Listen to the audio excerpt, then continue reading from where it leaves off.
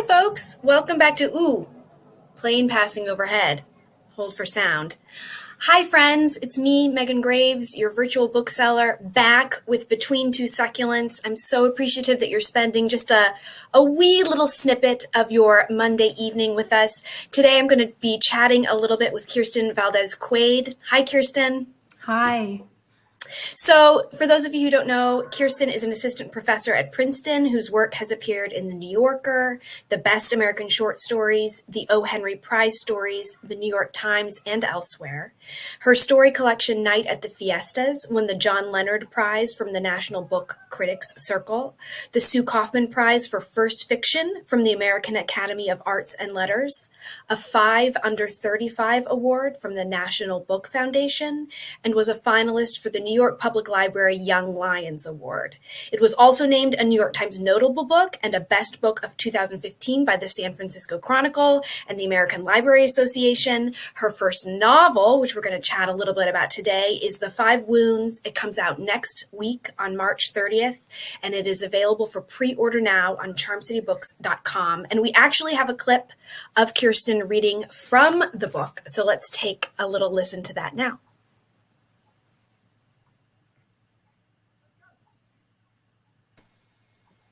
Sorry, everyone. I was showing that clip of Hump Day Hits to Kirsten earlier, and now I didn't have the right thing queued up. No, but just kidding. It's still ready to go.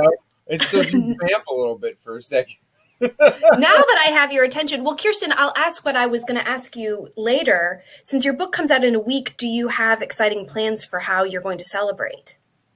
Well, actually, I'm right now. I'm a writer in residence at the James Merrill House in Stonington, Connecticut, and I leave that day. So I'll be on the road driving home. But that night, I'll probably order some ramen and open some champagne.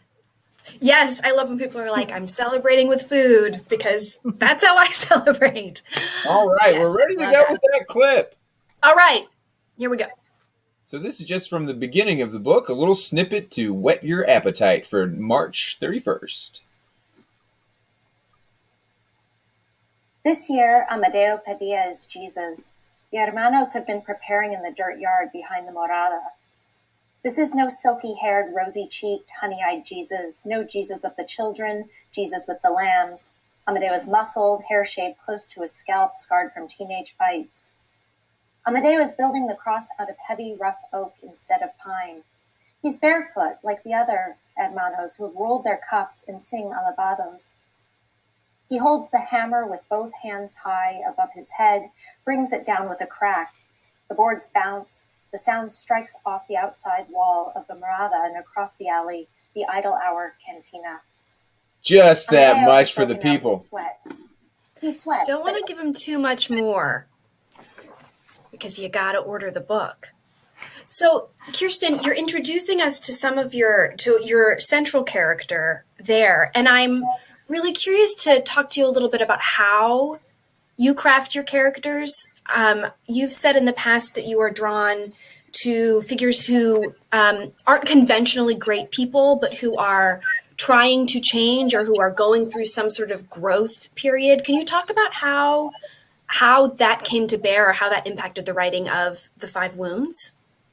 Sure, it's true. I love a flawed character, and Amadeo is absolutely flawed. He's let his daughter down. He mooches off of his mother. He can't hold down a job. But he's also really aware of his flaws, and he wants to be better. He tries to transform his life. He wants to be a better father to his daughter, a better son to his mother. And so he tries a bunch of things. He plays the part of Jesus in the Good Friday procession. He tries to start a business. And, when a character wants something, as both the reader and the writer, I cannot help but root for them. That's very well put. It's, I think we were talking earlier before we started about how Joe and I are both actors. And I think it's that's what brings me into a book too, is that what does this character want? Because that's what ties me into watching a performance. It's that humanity beckoning to humanity. I think that's really beautiful. So now that we've gotten like a little peek through the keyhole as we're into your process, I want to ask you a few more questions. We're going to dive into our lightning round. This week is very special because the lightning round is sponsored by the Charm City Books Friday Flower Bouquet Club. And I think we have a visual. Ooh, look at that. Joe, the producer's really coming through. So the Friday Flower Bouquet Club, it's a monthly, bouquet club. Bouquet. Featuring bouquet, Let me get my pronunciation right. These are small batch bouquets crafted by Davin herself. You can hop onto any Charm City Books social media to learn more. And is it on the website too, Joe? That is correct. I knew it would be. So today's lightning round is sponsored. So Kirsten, no pressure, except also a lot of pressure. I'm going to ask you 3 questions. If you answer them correctly in the time allotted, one viewer on our Facebook or YouTube is going to win a prize. It's the prize coveted by dozens. It's a Charm City Books magnet. It's strong enough to hold up all the advanced buzz about your book. And I don't want to spoil anything for anyone, but both Oprah and Roxane Gay have given the 5 Wounds their shout outs. So I don't know if anyone needs to know anything more, but we're going to keep talking. Are you ready? I'm ready. Okay, here we go. Question 1. How, if at all, has the pandemic changed your writing process? So I have friends who wrote whole novels during lockdown and who read War and Peace and the collected works of Tolstoy. My concentration really suffered. I did not read and write as much as so many people I know. I found it really helpful to focus on editing things that were in process. And I also took great solace in working on shorter projects and sort of dipping into these other worlds for short periods of time and then dipping out again. Man, you could not be more correct. And let me just say, it's really nice to talk to fellow artists, people in different disciplines who say, like, my focus was shot. And and don't try and be anything other than that. I so appreciate that. Okay, let me calm down. Let me get us back on track. Let me try and keep my microphone in place. Moving on to question 2. Have you read anything recently, short, long, periodical, fiction, nonfiction, whatever, social media post, article that has really sparked your imagination? Yeah, I just finished Allie Smith's Winter, and she's such a joy. Nobody writes like Allie Smith with all of her wordplay and how fully immersed we are in her characters' perspectives. I'm in the middle right now of reading Julia Alvarez's Afterlife, which is just an incredibly joyful and moving exploration of aging and family and grief. I'm really loving it. Oh, great. We'll have links up to both of those recommendations on our social media because that was the correct answer. So we're moving into the home stretch. Question 3. I want to know who is your literary hero or heroes, you could pick multiple, dead or alive? Gosh, I have multiple, but I would have to go with Alice Munro. I just love how endlessly curious she is about her characters and how over the course of a story, we peel away layer after layer after layer, and there's still more to be discovered about those characters. I don't know how she does it. It's magic, but it's really wonderful to read. Well, you just got 3 correct. You are a winner. One person watching, hooray indeed. Somebody watching on Facebook or YouTube is also a winner. I don't have access to those streams, so Joe is going to choose someone at random and let them know in the comments.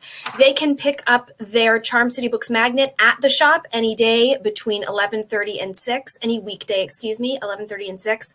But I would recommend when you're on the website, charmcitybooks.com, ordering Kirsten's book, The 5 Wounds, put a little note in the comment section, say you're a magnet winner, and Joe will just put that in the package. 2 for the price of 1. So, Kirsten, there's a lot happening. You're working, you have a book coming out next week. I'm curious, what's on the horizon that you are especially looking forward to? Well, since I've been at this artist residency, my parrot, Frito, has been boarded at a bird rescue organization. So I'm really looking forward to picking him up. I think he's going to be really mad at me and will probably berate me all the way home. But I can't wait to see him. I'm sorry. First of all, we expect the emotion I expect most from a parrot, maybe also a parent, is disappointment. So that's right on brand. And his name is Frito? Frito, yeah. After the chip? After the chip. Appropriate. Ugh, Frito. What a dude. You broke my heart, Frito. Sorry, I couldn't resist. So other than Frito, things, organizations that move you, that you love, I'm so curious. Are there groups or organizations or charities that are doing good work right now that you want our audience to be aware of? Yeah, I mean, a good chunk of my novel takes place in a teen parenting program where the girls are also learning about child development, and the program offers care to their children and babies. And that's, high quality early childhood education is something that I have cared about for the last 2 decades. I used to work with an organization that focused on that. Giving children and families access to high quality care is one of the best investments we can make as a society, and it can help combat, long-standing social injustice and racial inequality, and can set children up on, these paths to lifelong success. It changes their lives forever. So I really support Growing Up New Mexico, which supports families and children in northern New Mexico, and Child and Family Resources, which supports families and children in Tucson and southern Arizona. Amazing. We'll link to both of those organizations. And just got a shout out. I grew up in Phoenix, so not southern Arizona, but anything that brings sort of aid and to the Southwest is very close to my heart. So I'm glad you brought both of those up. Kirsten, thank you so much for just taking a few moments to chat with me tonight. I've really enjoyed it. And I just want to congratulate you on your upcoming novel, The 5 Wounds. Will you clarify? I think I said March 30th. Is that the correct release date? March 30th. March 30th. Okay, folks, you heard it from Kirsten herself. You can see it here. Beautiful cover. So hop on charmcitybooks.com. Go ahead and pre-order that. Kirsten Valdez Quade, thank you so much for coming on tonight. It was a pleasure. Thank you, Megan. Absolutely. That's a wrap on another episode of Between Two Succulents. Keep double masking, keep washing those hands, check in on your friends. We got this. Bye, y'all.